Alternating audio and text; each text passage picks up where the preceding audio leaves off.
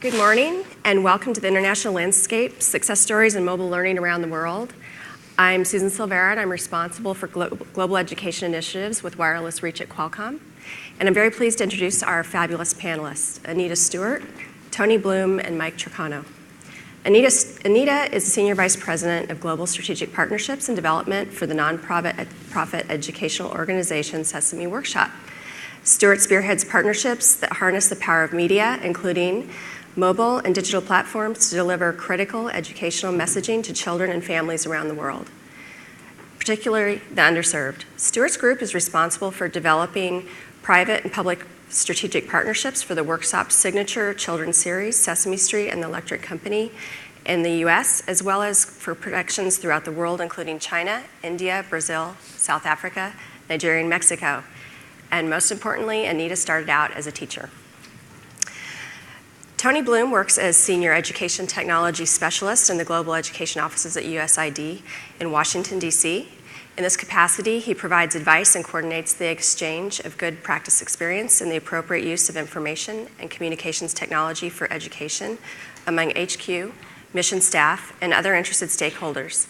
He conceptualized and is spearheading the development of the M-Education Alliance, a new international initiative focused on catalyzing knowledge sharing, rigorous evaluation of, and utilization of mobile technologies, broadly defined, for advancing quality education outcomes, particularly in developing countries. And last is Mike Tricano. Mike is the World Bank's Senior ICT and Education Policy Specialist, part of the UN system. The World Bank provides financial and technical assistance to developing countries around the world to reduce poverty and support development. As the institution's focal point on the topic, Mike has provided policy advice and technical support to education projects seeking to utilize ICTs in various ways over 36 countries, from large countries like Brazil, Russia, India, and China to smaller nations like Ghana, Iceland, and Uruguay. Current areas of activity include ICT education policy development and the use of mobile phones in education, evaluating the effectiveness of education technology use, new economy skills for Africa, development of national ICT education agencies, digital learning resources, and low-cost ICT devices. So we're going to start out this session with Anita Stewart presenting some background on what they've been working on at Sesame Workshop, and that's going to set the stage for the discussion that we'll have after that presentation. Anita. Thanks, Susan. Before we start specifically on some of the things we're doing in the mobile area, I think we need to give you a little bit of background about who Sesame Workshop is and what we do, especially internationally. And I think, this morning we heard a lot about revolution. And 43 years ago, there was a revolution. And that was using television to educate children in the United States. And more importantly, it was really to educate the underserved children and those children who are not ready for school. So the other area that Sesame focuses on is early childhood education. Internationally, we skew a little bit older, 3 to 8 years old, but it really is those formative years. And globally, we know that there aren't a lot of resources for those early years. And so what we really look at is education or learning as our major focus, and we use the power of media to express that educational curriculum. And one of the fascinating parts about it is the creativity through the Muppets. And Muppets are able to explain and educate in ways that no human can. So just to give you an idea, when we started 43 years ago, about 42 years ago, Televisa came to what was then Children's Television Workshop and said, we want a Sesame in Mexico.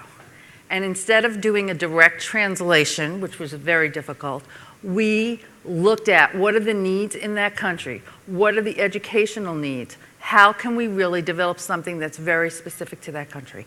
And that has been our model globally. So whether we're in Bangladesh, or we're in India, or we're in South Africa, we really have a group of advisors in that country. We work with the ministries of education, ministries of health, teachers, folks across the board to look at what the curriculum should be in that country. We always look at what we call the whole child, so we have cognitive, health, and social emotional, but in specific countries, we really highlight certain areas from tolerance to girls' education to specific cognitive skills like math and literacy. So, what we do is look at all forms of quote-unquote technology. So when we started with television, it was mass reach, was very revolutionary. But as we work, especially in many of the developing countries, we really do outreach programs where we have rickshaws and take the programs to these locations in rural areas. And what happens is, what is the magic of across the board what we do, we're talking to both the child and the caregiver. So it's that interaction. So whether someone is watching Sesame in the US, 40% of our viewers are adults, or whether a mom is watching Sesame in Bangladesh with a TV on a rickshaw, the parent is doing that interaction but learning with the child. So that goes to where we're going with mobile. And I'm going to talk to you about several projects, and I'm not going to go deep in each project, but they have some commonalities. One is most of them are in India, and they're in places that are really underserved. And we also, all of the content is really customized to the location and to the needs in those areas. In addition, we're talking to different audiences, so it's really integrated.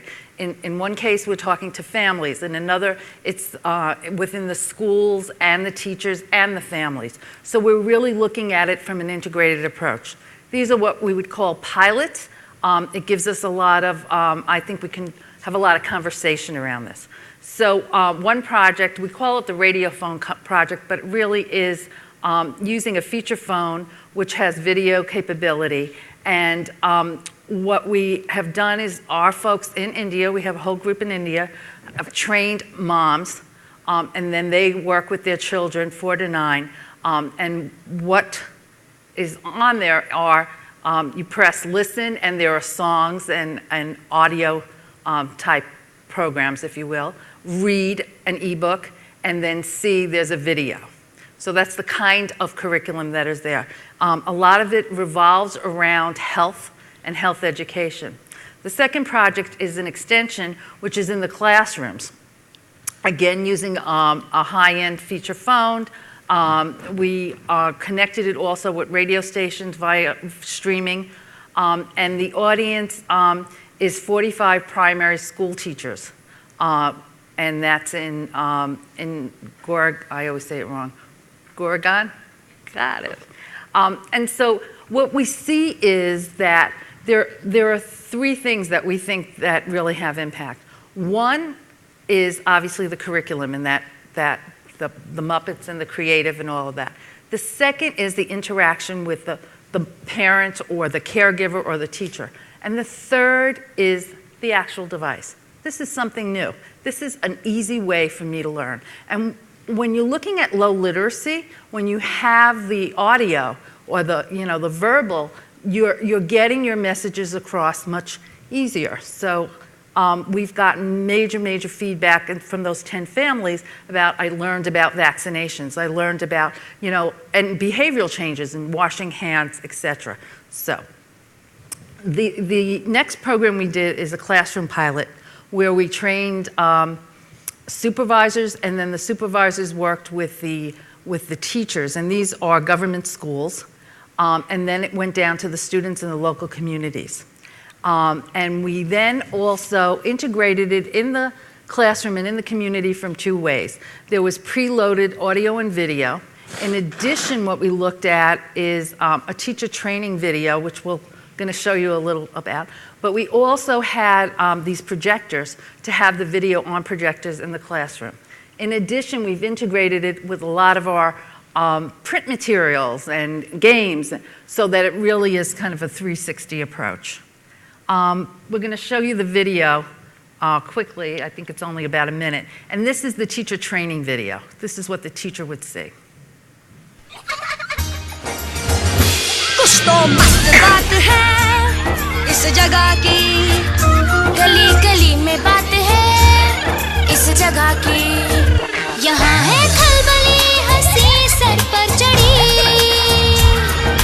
Ticket हो या ना हो ये गाड़ी चल पड़ी। गली गली सिम सिम, गली गली सिम सिम, गली गली सिम सिम, सिम सिम, गली गली सिम सिम। चाबी सबके पास है इस गली की, यहाँ तो छुपी बात है कुछ पते की। हो बादलों के पीछे हम दौड़ लगाए, मिलके हम धूम धूम मचाए। गली गली सिम सिम, गली गली सिम सिम, गली गली सिम सिम, सिम सिम, गली गली सिम सिम। नमस्कार, गली गली सिम सिम की ट्रेनिंग वीडियो में आपका स्वागत है। आज हम आपके न्यूट्रिशन किट में दी गई बोर्ड गेम के बारे में बातचीत करेंगे। इस बोर्ड गेम के द्वारा आप बच्चों को संतुलित आहार और पौष्टिक भोजन के बारे में सिखा सकती हैं। साथ ही साथ आप बच्चों को अंक ज्ञान भी दे सकती हैं। बोर्ड गेम क्या है? बोर्ड गेम ऐसी गेम्स होती हैं जिसे 3 या 4 बच्चे साथ में मिलकर खेल सकते हैं। बोर्ड गेम्स के द्वारा बच्चों के सोचने समझने की शक्ति में वृद्धि होती है। साथ ही साथ वो एक दूसरे के साथ मिलजुल कर खेलना और अपनी बारी लेने जैसी कौशल के बारे में भी सीखते हैं। तो आइए देखते हैं कि बोर्ड गेम आखिर है क्या। So that's just to give you an idea. It's in Hindi. We apologize, but I think you get the idea. Is that it really is customized and localized to the location. With this program, there was also reminders for the teachers where they can call, where there was a call every Monday with a tip of the week, training videos, a call on Saturday to help do assessments, and then the teacher can call back also, and they would get, there would be a message, and then they would get back to the teacher and say, to answer their question. The response was really excellent, increased preschool enrollment, the Gali Gali system episodes screened in the community, the increased participation of the caregivers, so to really look at it as a 360 approach, and there was a reported increase in awareness on health because a lot of the curriculum was around health. These are just some quotes, which we kind of had before. Earlier, children are never used to dress properly. And what this also does, because it is so personalized and because it is saying we really care about your community, it really gives them a sense of pride. And so it works across the cultural as well as the educational and every part of it. So we're really excited about it. I'm gonna let Tony talk about this for a second. This is a new project that we're working on, and you want to talk about the program in general? Yeah, thanks. I do have to give my anecdote, though, about my own meeting with the Sesame character, though, that I love telling this story, that when I was working at the World Bank a number of years ago with Mike, we had a conference that we had Cami, the HIV-positive Muppet from South Africa, who came to the event. And in the between tapings, I had Cami give a personal greeting to my kids saying, Jesse, in case you heard my kids, you should always pay attention to your dad. And so it was the perfect age, it was the perfect message. So Sesame has had a profound impact in my family. So what we were real excited is that a few months ago, we had our event on International Literacy Day, acknowledging a number of winners of this global competition called All Children Reading, the focus of which was to attract innovative ideas from around the world to help leverage that power of innovation for enhancing early grade reading in developing countries. And we were delighted that one of our winners was from Sesame Workshop of this project in India, and a terrific opportunity for us to be able to highlight that initiative, to be able to share that with our partners. And it's a project that we have with support from AusAid and from World Vision. And basically building upon the theme that you've been talking about in regards to low cost, access to technology, but as we were talking about, it's really important that it's the content. You know, we'll talk in a moment about the range of technologies, but we're delighted, they're featured on our All Children Reading website. I didn't know if you had anything more specific you wanted to talk about, Anita, but we're thrilled that Sesame Workshop was acknowledged as one of our winners in this competition. I think it was more on kind of where we're going, and the other project that we have working with Qualcomm is looking at doing a mobile community program in China, which we're not allowed to announce, but we'll see as that goes. I think the most important thing is that Qualcomm and USAID and many of our other partners have allowed us to really start doing some things in these countries and really start the learning so that we can then bring them to scale and talk about some of the other things Tony and Mike are going to talk about. Great. Thanks, Anita. Thank you. So, we're always so impressed with the work that Sesame's been doing, and the outcomes are just truly amazing and the impact on people's lives. So Mike, just thinking about and building off of what Anita's been sharing from projects in China and India, what are some of the other exciting and innovative emerging practices that you're seeing in other parts of the world? Yeah, I think looking at places like China and India is really instructive. And I think even looking at some places that are even quote unquote less developed, not a term we use all the time at the World Bank and USAID, although we don't particularly like it. Places where perhaps existing institutional structures aren't there, where there are very almost intractable challenges, it appears at times, where there are very real needs today, and where everyone has a phone. And places like that, we think, are places where interesting innovations may be bubbling up. I was in a low-income school in Brazil a couple weeks ago, and they're talking about using technology, and the government has a big program to use technology. And I figured I would just take the opportunity to ask kids in the room, how many of you have a mobile phone? And there are 19 kids in the classroom, and 18 had a phone.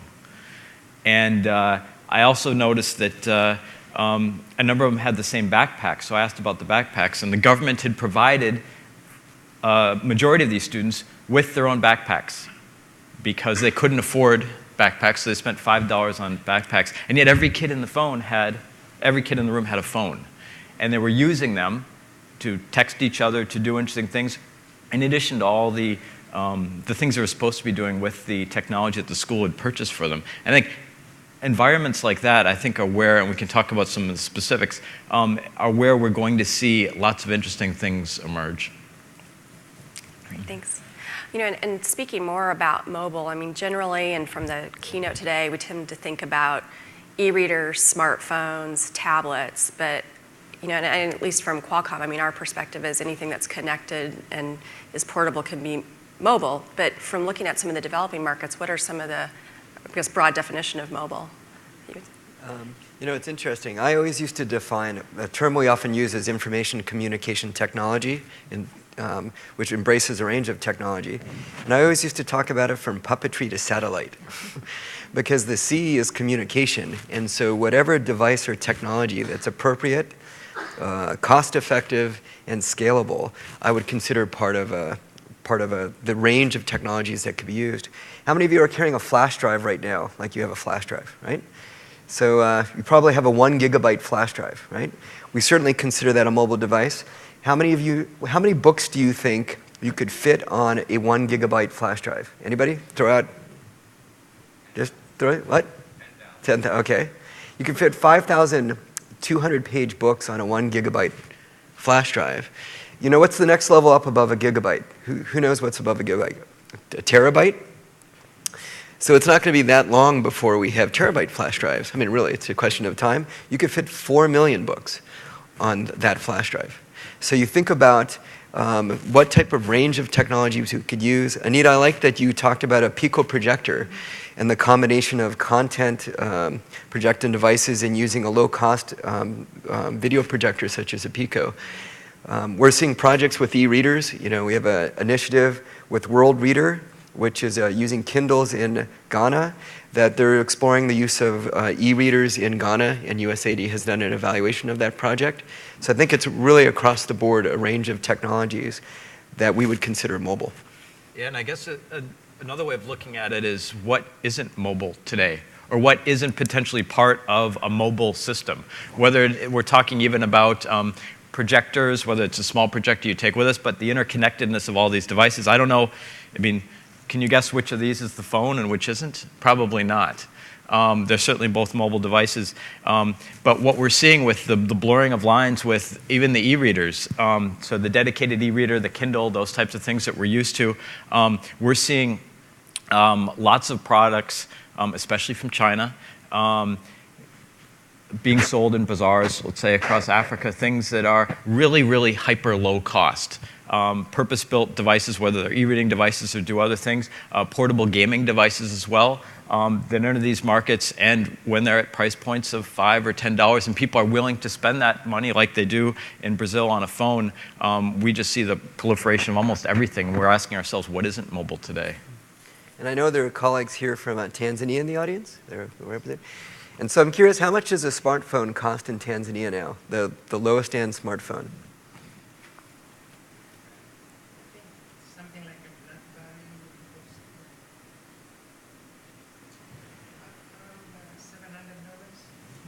Okay. I think the cost is coming down. You could get a low-end smartphone in Kenya for around $30. And so there's a range of, I mean, it really depends whether it's a feature or a smartphone. I'd also say, thinking about other media, and I'm glad you mentioned radio, for example. USAID has supported a lot of, and continues to support a lot of radio projects around the world, including one modality called interactive radio instruction, where you don't have a trained classroom teacher, it's a facilitator, but the radio teacher prompts that instruction. And you think about how that could continue with audio players or interactive video instruction, where you have school systems that don't have enough trained teachers. And if I may just say one more thing, Susan, the one interesting thing about a lot of mobile things is they're personal things. And we're involved in a project in Pakistan where some junior college students, so let's say 17 years old around, are sent basic quizzes via SMS to their phones, and everyone has a phone. And it's multiple choice, simple sort of question about grammar or about vocabulary, basic stuff. You may say this, you know, what's the real pedagogical value of something like this? But what we found is that for a number of these kids, and kids who are in classes where there are 85, 100 students, when they get an SMS that actually is addressed to them by name, sure, it's an automated process, it's not actually personal. Sometimes it's the only time that they have been addressed by name with some sort of result and that sort of interaction, because they're used to sitting in a large classroom, or standing in some cases in lecture-based format. And we think there's something interesting about that personal connection that a small portable device, mobile device, offers. That's great. I agree. So thinking about, I think over the last year, I think we've just seen so many different new programs and pilots that are being implemented globally. And we don't want to just throw a device at a child. We want a really good implementation so they can really leverage the technology. And I think looking at, there's definitely some success stories, but what are some of the things that you're seeing in terms of maybe lessons learned, or maybe some things to avoid or not repeat, so that as we're moving forward, we can make some good decisions and have better implementations? One thing we're certainly seeing across the board in every country around the world is considerations, in some cases actual programs, to buy lots of technology and put it in schools, and at the same time to ban phones.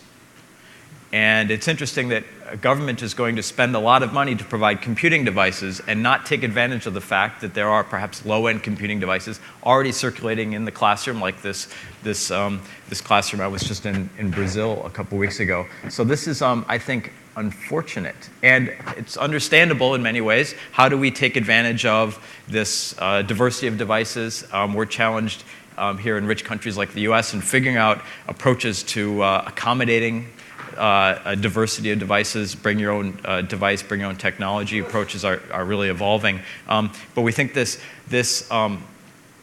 line between things that students are already using and perhaps in part of learning in their personal lives and what they're using to learn in school is really an unfortunate one. And the other thing we see that's unfortunate in many cases is that you say, we've been doing something with a computer, let's just do it on a phone. We invested all this money in content for computers, let's just put it on a phone. And to which we might reply, well, if it works on a computer, why do you need it on a phone? And shouldn't you take advantage of the affordances of that device as opposed to just simply porting? Well, there are a couple of things. One is when we were working with the families, one of the issues was that the fathers wanted the phone.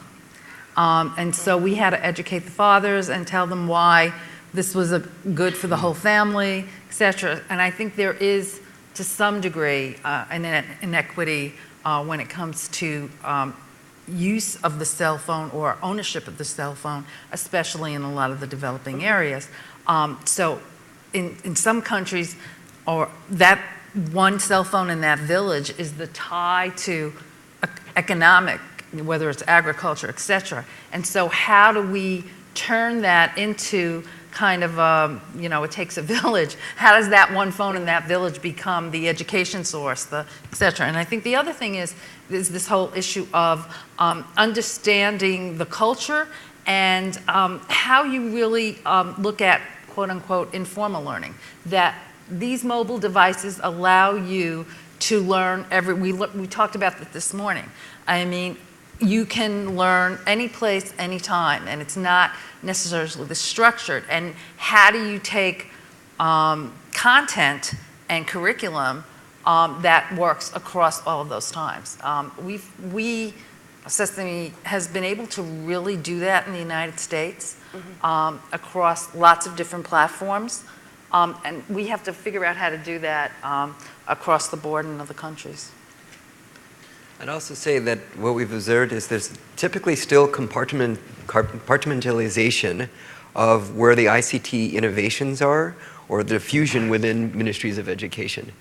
That you have your education management information systems separate than your teacher professional development, separate from your content creation. And there's synergies that could be created by having more flow of communication. That if you think about ICT as a value chain or education's value chain and how ICT can contribute, when you're talking about the uses of technology, it's not exclusively in the classroom. It could be for tracking education data. It could be videos for teachers to see how to do teacher professional development. It could be SMS alerts to parents in regards to student attendance. So I think it's for ministries of education organizations that work closely with them to look at the range of possibilities. There's also a distinction between access and quality. So in the communities where Mike and I work, or where we work, the average expenditure per student may be $20 per student. In Arlington County, just over the water from here, it's around $20,000 per student. So in thinking about the low resource settings that we work in, it really is a question of where the appropriate role of technology fits within that. So again, economies of scale, affordance. But also, you may not be able to afford, realistically in the short term, a one-to-one per student. It's really not, but you may be able to afford one mobile per school or one mobile per classroom. And what decisions are then being made by ministries of education to talk about what's the most appropriate technology to leverage the strength, that opportunity. But speaking more about the ministries of education, there's certainly been, over the last 1 to 2 years, a lot of initiatives from governments globally to implement technology and provide more of a one-to-one type of environment for students, may or may not be mobile. What are you hearing from governments worldwide? Yeah, we're not, in many cases we're not. We're not hearing much. It's surprisingly little we're hearing. We're hearing a lot from the market. We're seeing a lot from users, as in this small Brazil anecdote. I mean, we're seeing kids, learners, with these devices in schools, but we are not seeing much consideration in many of the governments with whom we work about how they can take advantage of these types of devices. We see large-scale initiatives to teach kids and teachers how to use computers. It's interesting, we see no initiatives around the world to teach kids and teachers how to use a phone.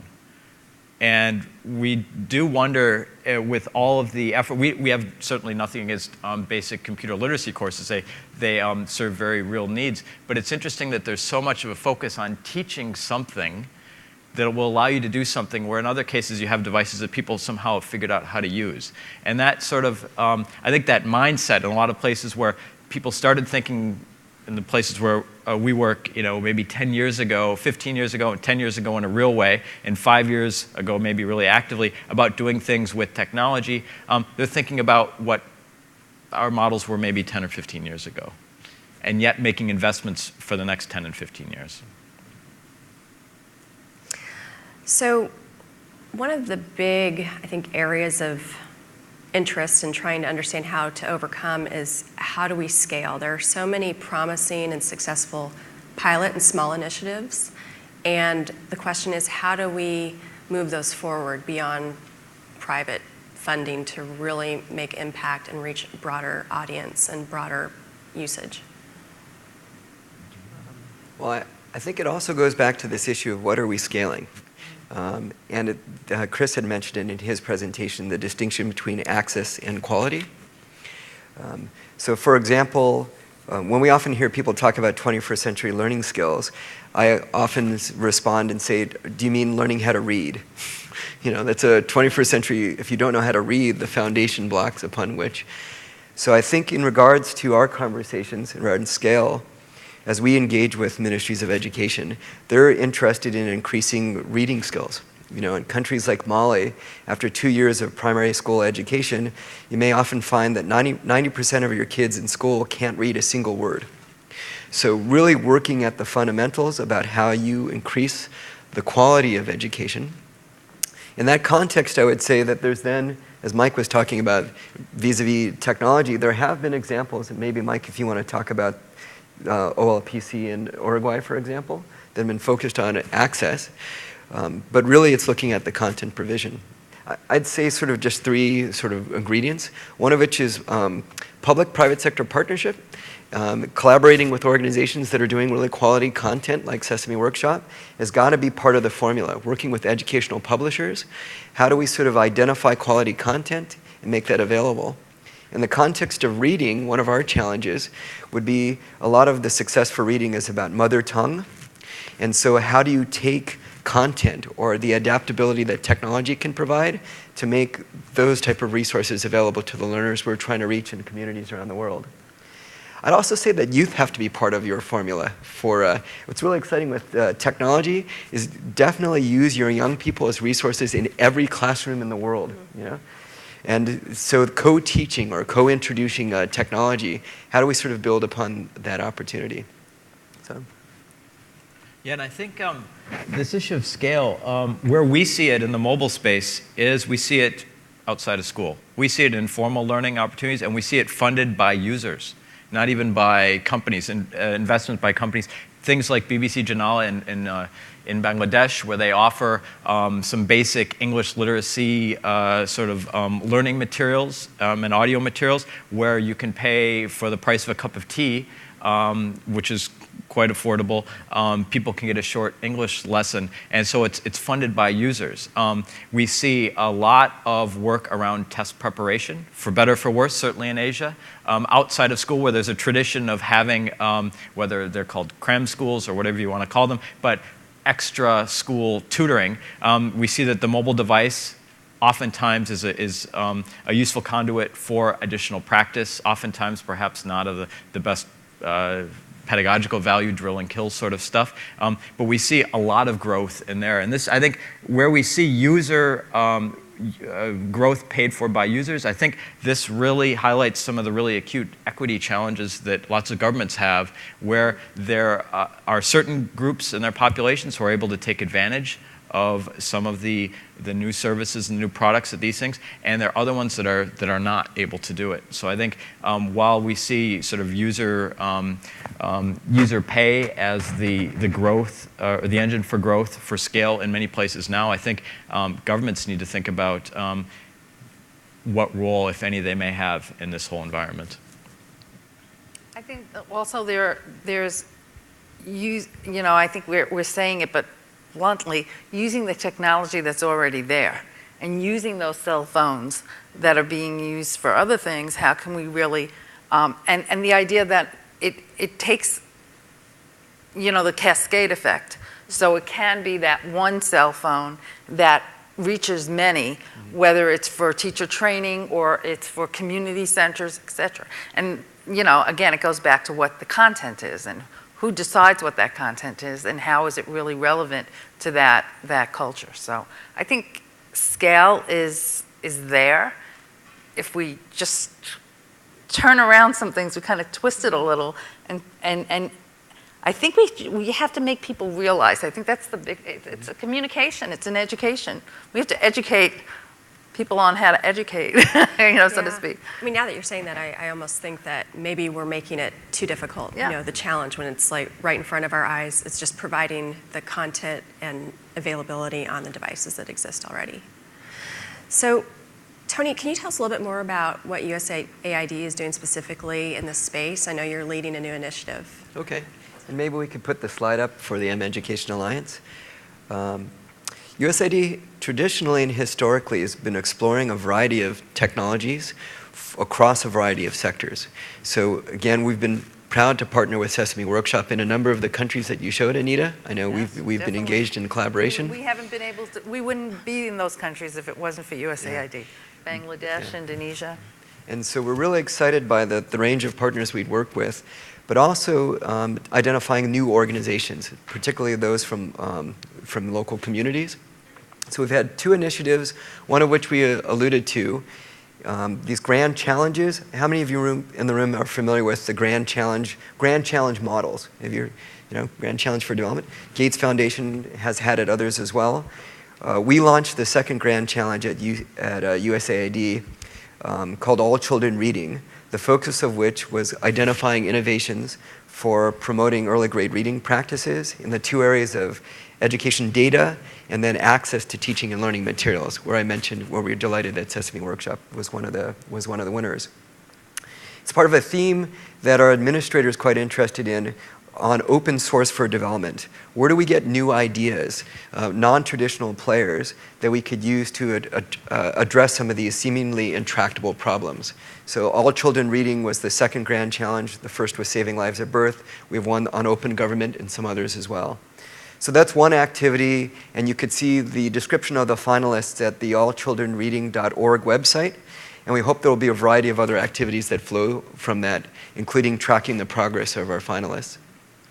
The second of which is around 2 years ago, we started having consultations with a number of other like-minded organizations to talk about what exists in the space of mobile technologies in education, principally for developing countries.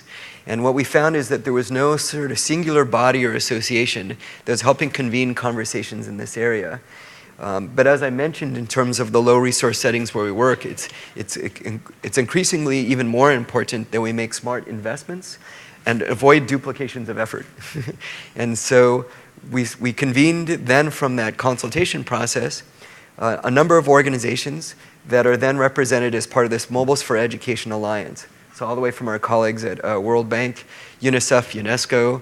I don't know if Lauren's here from Lauren Dawes from GSMA. Thank you for the shout out this morning, Lauren.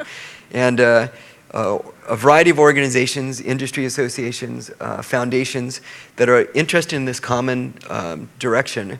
How do we avoid duplications of effort, identify good practices? But a really important underpinning is about evaluation, rigorous, independent evaluation of opportunities to leverage the power of mobile technologies for education.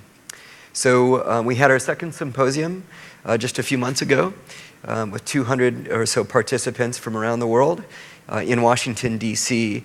And it was a great opportunity to hear good practices, promising practices. We have a seminar series we've been doing as a webinar. We've done research roundtables, and the really interesting one we had recently, that if anybody has suggestions, was on the subject of open education resources, mobiles, and reading. And it was, again, trying to get our hands around how do we sort of identify content, both proprietary and open education resources, that can be made available to avoid duplications of effort on commonly taught subjects. So our website's there. And we'd be excited to talk. In a spirit of an alliance, we invite other organizations to join in and to help us deepen our explorations. We have two working groups, one on mobiles for reading that we're just setting up, and another on mobiles and youth and workforce development, of which for those of you who are in Washington, D.C., next week we're going to have one of our kickoff meetings for that particular working group.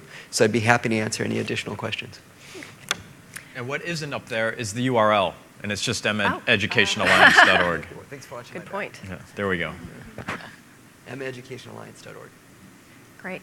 Thank you. So I think we'd like to open it up to Q&A. And I think, one of the things I was talking to our panelists before the session, and they'd really like to know more from the audience, why you're here and what you're looking to take away from the session, thinking about how we can collaborate better and solve challenges going forward.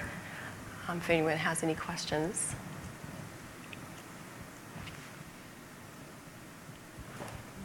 Do we have We're completely a mic blinded coming. by the light. I know. So we think there's people out there, we hear voices. Hi, my name is Sarah Ferguson. Yes, just like the Duchess. I work for the National Education Association in strategy. And one of the things that I'm hopeful about in the US is that there might be a grassroots level transformation in education because of mobile apps being so much cheaper than the big software buys that districts have to do, or textbooks or anything like that. And I wonder if you see the same sort of things happening internationally. And maybe at this point I'm really just hopeful about it happening in the US, but whether the approaches to education, what the possibilities are for mobile applications changing, or is it that there aren't enough smartphones to actually have the apps make much of a difference?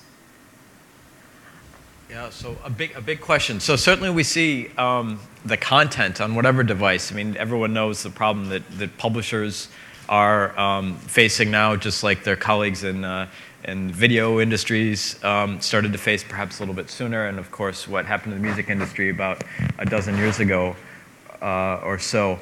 But this issue of publishing, and I think the business model of publishing is a precarious one in a lot of the places where we work anyway. You don't find a competitive educational publishing industry in many countries at all. You find a couple small publishers. Yet in those are the people who actually know the local context, they know the local needs, they know the local curriculum. So we are seeing lots of interesting, and by necessity, sort of partnerships between international publishing houses who, while they're not sure what their business model of the future is going to be, they know that what little business they have in some places is under threat as well. And if they want to get ahead of the curve, they need to be talking and be more closely linked with not only local partners, but also local technology partners. And that's something we see that's very interesting, where you have large international publishers and small local tech firms get together and help with the delivery of educational content, or even thinking about it. So that sort of disruption is just something that we observe. We don't know what it means. We don't know if it's important or not, but we see it happening all over the place. I think it's also going to come down to parents wanting access to content for their kids and looking at where that source of instruction is going to come from. And if it's outside of a formal setting, they're going to hopefully find opportunities and have platforms. Two other projects that were identified through the All Children Reading Competition. One was this initiative in India called Planet Read, and they're basically adding subtitling, Hindi language subtitling, to Bollywood videos. And so they figured lots of people watch videos, and so that's one way that they're trying to get at, increasing sort of comprehension. That's sort of one platform. And another was, again, this collaboration with World Reader and an initiative called Binu, B-I-N-U. And they're enabling you to access content, rich media content, on your regular feature phones as opposed to smartphones. So I think it's going to be a new combination, opportunities to collaborations with ministries of education, hopefully, that this content can be provided by quality educational content providers. We have a question back here too. Hi. Some of the issues I've found when I'm trying to do some work overseas, like in Oman and Benin and so forth, connectivity issues. And there's a lot of issues whether or not, people not only, there's the have and the have-nots, but there's a lot of connectivity issues when we try to do distance learning in those environments. These mobile devices are the perfect way to go, but there are certain pockets. How can we address that? Yeah, so connectivity in general is something that the market typically takes care of, or is meant to take care of, with oftentimes a lot of prodding from government. And this is an area where government activity or lack of activity is, I think, of crucial importance if you talk about the nature of regulation. What we see in many places, connectivity will come, broadband will come. It won't come quickly enough. It won't come cheaply enough to a lot of the folks who need it most, and certainly the folks who aren't in major cities around the world. We do see interesting approaches to carve out additional space in the bandwidth that exists now. This thing that, not to plug a product, but the thing that Tony mentioned, this Binu that they're using for World Reader, basically what they do, and we see a number of places doing, implementing similar tech solutions. Basically, you read a book on your smartphone, or you look at a web page on your smartphone, but you're basically just being sent an incredibly compressed picture of a web page or something like that. So where a web page today might be, it's 500K or maybe 10 megabytes in some horribly designed sites, they can crush these things down to just a few kilobytes in some cases, just tiny amounts of data. So I think innovation on that, innovation on that side will come more quickly, unfortunately, in a lot of cases, than the expansion of broadband. But these things, I mean, they'll happen in tandem, loose tandem, I would guess. But it's real. And caching, local caching is something that we see in place all over the world.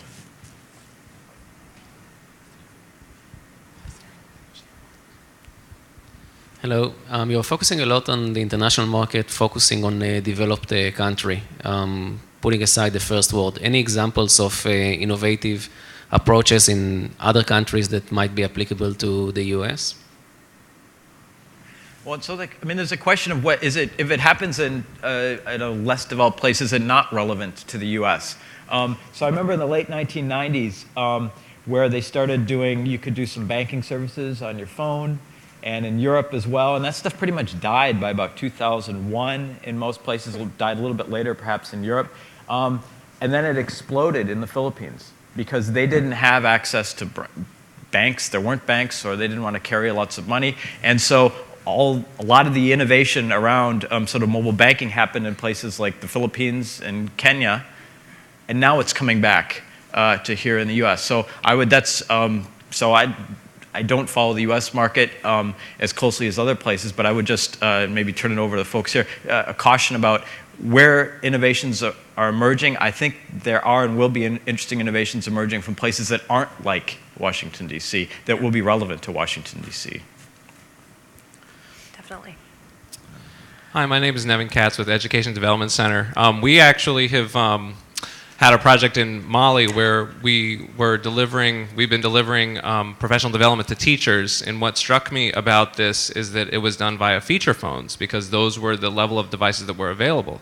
And it got me thinking about kind of the limitations of devices that exist, especially feature phones versus smartphones. And I was wondering if you could speak a little bit about how you kind of target software development based on the limitations of devices that exist, whether you go for, mainly feature phones, or whether you're trying to balance that with smartphone software.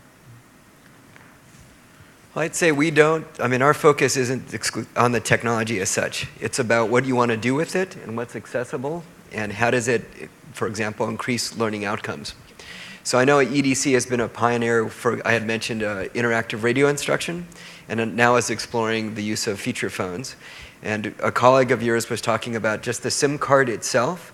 What's really exciting about the mobile infrastructure is it's not just benefiting like mobile operators or traditional mobile operators. You can use that mobile infrastructure for other content provision. You could preload content on SD cards. Which is what we did with some of our programs. So we just preloaded it. Yeah. It's also the electrical grid as well, which is really intriguing. We had talked to our colleagues with World Reader and said, well, how do you power, even though it's 30 days that it lasts? Well, they could recharge it at a mobile operator or kiosks that are set up for mobile phones. So I'd say the way we're exploring, we're intrigued by, again, what's appropriate, accessible, and scalable in low resource settings of the typical communities where we direct most of our programming. And we are involved at the World Bank in supporting a number of sort of innovation centers, innovation hubs, and a number of places where we're supporting this kind of activity. We see that there are local entrepreneurs who are particularly interested in the mobile space and developing applications for local communities. Where there's mobile app development, internationally, in the US, in Europe, I'm going to guess that there isn't a terrible amount of mobile app development aimed at feature phones. But if you talked in August with a young entrepreneur in Kenya who she was thinking about feature phones and how she could develop apps for the environment that she lives in and the people that she knows and who have feature phones. And so I think that's sort of where we're seeing people target it, in addition to some well-meaning NGOs and some folks at universities and people who have connections to other parts of the world. We think we're seeing attention to the space by local entrepreneurs and local tech folks to serve the needs of their local communities. One of the things that, that we looked at is that the basic phones have radio, many of them. And so that's why we put the audio and we have the connection to specific radio educational programs. And they use it on the phone. So, you know, you're looking at every area and how can you get it on and get it the right place, right time. That's the most important thing. And just to add, just in terms of numbers, I mean, I think while we love smartphones, they're exciting and it creates a computing platform that can go with you, feature phones are still 4/5 of the number of cell phones out there today, so it still is relevant and it still reaches the vast majority of people. Hi, I'm Lisa Nutter, Philadelphia Academies, Inc., and we're part of leading a citywide initiative, learning and workforce training initiative called Digital On-Ramps. And this issue of scale, which then took you all to talking about, or beginning to talk about, informal settings as a way to get to scale.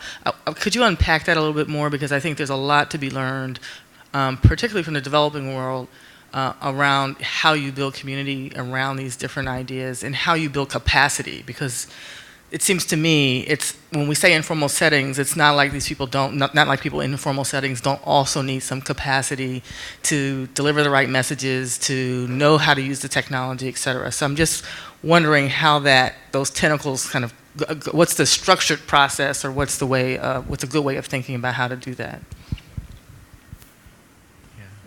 I think you have to know the community, and so we have people in those communities, and so there are already some structures that are in place.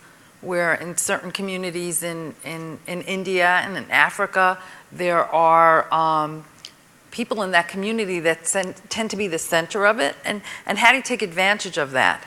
And how do you build? I mean, I'm going to call it, you know, the U.S. term is a community center, but there are places where people come together.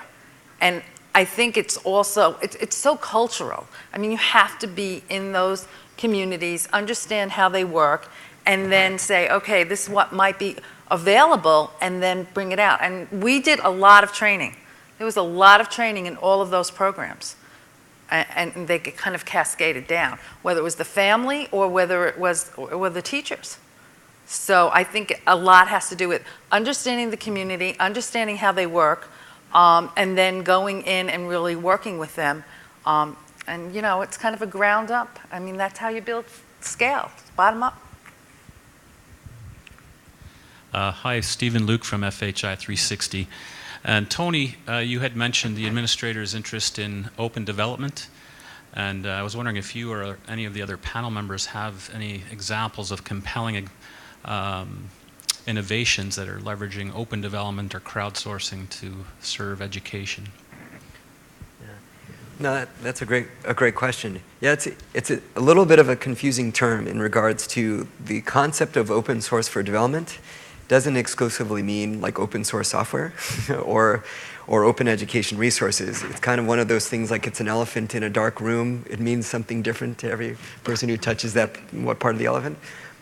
But I would say that the main underpinning of that was to crowdsource innovative ideas from traditional and non-traditional players, which was then the genesis of this idea for grand challenges for development, and another initiative we have called Development Innovation Ventures.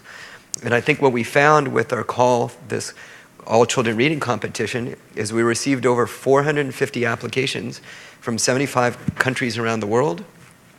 More than half the applications were from local organizations, and many of the winners of the competition had never received a USAID grant before. So we were really excited that it was a range of sort of innovations that we could then highlight and help for those that need it, do some capacity development. Link with implementing partners that we're already working with in a number of countries, for example, like FHI 360. But I'd say that's sort of that piece of the elephant. But as I had mentioned, we're really intrigued by open education resources and how you could use open education resources.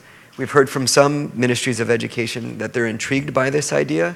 It's really a question of, with the formal sort of traditional content provision, how you could explore the combinations of proprietary and open education resources to, again, avoid duplications of effort and make it less expensive for content provision. So. And we have one, I think actually today it goes up on the web. We have an evaluation of the Check My School project in the Philippines, which has received a lot of attention, which is basically a way to crowdsource the monitoring of, originally it was, hey, we bought a whole bunch of textbooks in Manila, and we need to make sure they get out to all these islands. How do we know they're actually there? And it's evolved into something that says, how do we know that the teachers are showing up to school? How do we know how many classrooms there are actually in this building? How do we know if there are functioning toilets here or not? But it's an interesting way, and most of the information goes over mobile. There's a website as well. But I think that's sort of the ability to tap into community desires and needs and to utilize the technology that they already have and are using to communicate about this sort of thing anyway, and for them to, and for users to provide information back to themselves and back to people who make decisions on their behalf. I think that's one useful example. Okay. I think we have time for just one more quick question. Hi, Dean Hyman from BrainPop. I want to ask about another part of the elephant, but I'm a bit worried with that imagery and what we might touch by mistake. If we shift our gaze from feature phones and from phones in general to tablets, I mean, we read increasingly about these, at least proclamations in some emerging markets about having one tablet per child. How does that change? Is that at all relevant to what you're doing, or not quite yet? So the tablet thing is definitely for real. The proclamations that we're involved in, all sorts of, we're not funding any of them, but where we're talking millions of computing devices being bought by education systems for the first time, and they're all talking about tablets. None of them are talking about even laptops, let alone standalone desktops. I would say, though, and just in regards to being familiar with BrainPop, which is great material, my kids love it, that it again gets to the issue of quality content and whatever the appropriate device is to be able to leverage access to that content. And so a tablet, laptop, e-reader, it's basically looking at the economies of scale. How do we lower the cost of the access? But I think really doing rigorous evaluation of the quality of that content and how it could increase learning scores. So I think, again, we're somewhat agnostic, I would say, in regards to what the appropriate technology platform is. It's about, can you show that this increases learning outcomes? And then I think if you can, and what would get people really excited, is then you could then go out and say, we need a gazillion of these, or we want it at this cost, because we've proven that this is going to enhance access to quality education and lower and increase learning outcomes. Yeah. Great. Okay, well, I think we need to conclude, and I just wanted to thank our panelists for joining us today. Excellent input and really valuable oversight.